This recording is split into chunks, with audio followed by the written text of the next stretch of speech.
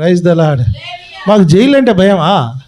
చెరసాలకు అప్పగిస్తారని మా తండ్రి చెప్పాడు, మా రాజే చెప్పాడు ఆయనే.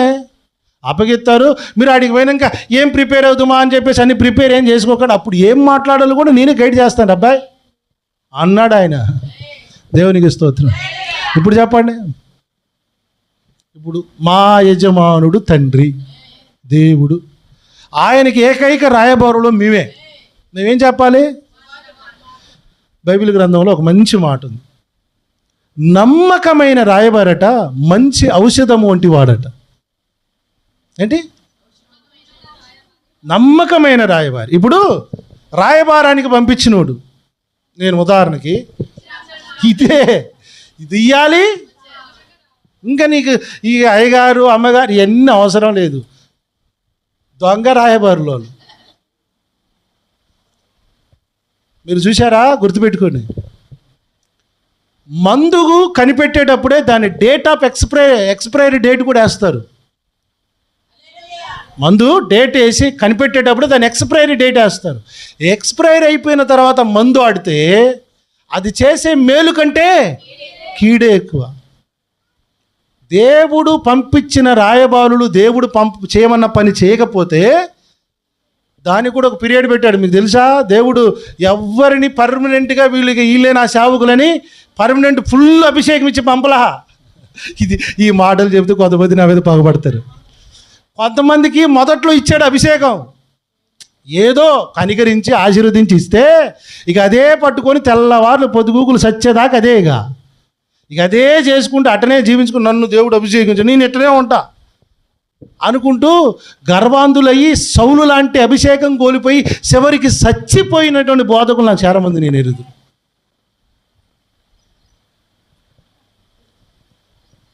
మందు డేట్ ఉన్నంత వరకు ఎంత ఆరోగ్యమో డేట్ పోయినాక అంతే హానికరం. ఈ రోజున బోధకులు కూడా చాలామంది హానికరంగా తయారైపోయారు.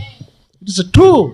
గాస్పల్ సువార్త చెప్పడం పక్కన పెట్టేసి ఈ తైలాభిషేకం, ఈ స్వస్థత ఆరాధన, ఈ పెళ్లి ప్రవచనాలు ఎప్పుడైతే వచ్చాయి ఏందో తెలుసా?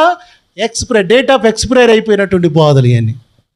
ఇది మందు ఇసంగా మారింది, మందే ఇసం అవుతుంది. గుర్తుపెట్టుకోండి, దేవుడు చేయమన్నది చేయనప్పుడు అది కూడా దేవుని దృష్టిలో ఇసం లాంటిది.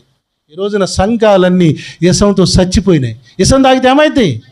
సంఘాలు కూడా ఆత్మీయంగా చచ్చిపోయారు. మీరు చూడండి, వాక్యంతో బతకడం లేదు, వాక్యంతో బతకట్లేదు. కడుపు నొప్పి, కాలు నొప్పి, దీవెన వీటితోనే బతుకుతున్నారు. ఇది పోయిన రోజున ఏమంటున్నారు తెలుసా? దేవుడు మాకేం చేశాడండి? మరి అపోస్తలులకు ఏం చేశారండి? ఏమన్నా డబ్బులు ఇచ్చాడండి యేసుప్రభువు వారు? మీరు ఎందుకు సార్ వాళ్ళు ప్రాణాలు పెట్టినారు? That is the true message. Preaching ఏంటో తెలుసా? దేవుడు అర్థమైన వాడు చచ్చిపోవడానికి ఇష్టపడతాడు. ఈరోజు అన్నీ తింటున్నారు, అన్నీ అనుభవిస్తున్నారు దేవుని కాంచి, కానీ ఏదన్నా తేడా కొట్టగానే దేవుడు ఏం చేశాడండి? ఏ సాక్ష్యం చెప్తున్నారు? నాకు ఎవరి కాడా లేనిది ఒకటి ఉంది, అదే రక్షణ. ఎవరి కాడా లేనిది ఒకటి ఉంది, అదే పరిశుద్ధాత్మ. ఎంతకు ధన్యులో సార్. నేను అంటాను, దుబాయ్ సేటు దగ్గర లేనిది కూడా మన దగ్గర ఉంది, అదే రక్షణ, అదే పరిశుద్ధాత్మ. దీన్ని బట్టి సంతోషించారు. దేవుడు నాకేమిచ్చాడు? ఇదంతా మందు ఎక్స్పైర్ అయిపోయినటువంటి మందు బోధలు ఎన్ని. కొంతమంది తిట్టుకుంటారు నన్ను, ఈ చూడరు ఈ వాక్యాలు, అసలు చూడరు, చూస్తే బాగుపడతారు. సైతాన్ గాడు ఏం చేస్తాడో తెలుసా? మన వీడియో చూసేటప్పుడే పక్కనే కామెడీ జబర్దస్త్ వీడియో కనబడుతుంది. అప్పుడు అది కిక్లాజ్. మీరు చూడండి, ఏ వీడియో పూర్తిగా ఎవరు చూడటం లేదో. సైతాన్ గాడు కూడా ఏం చేశాడు తెలుసా? అన్ని రీల్స్ షార్ట్స్, ఒక్క నిమిషమే వాక్యం. నిమిషంలో వాక్యం యాడ్ ఉంటుందిరా? ఇదే బ్రెడ్డా? ఇది ఏమన్నా ఫాస్ట్ ఫుడ్డా? గబ్బ తినడానికి దాని ఫాస్ట్ ఫుడ్డా? ఆత్మకు ఆహారం, సమృద్ధి అయిన మన్నా. హల్లెలూయా.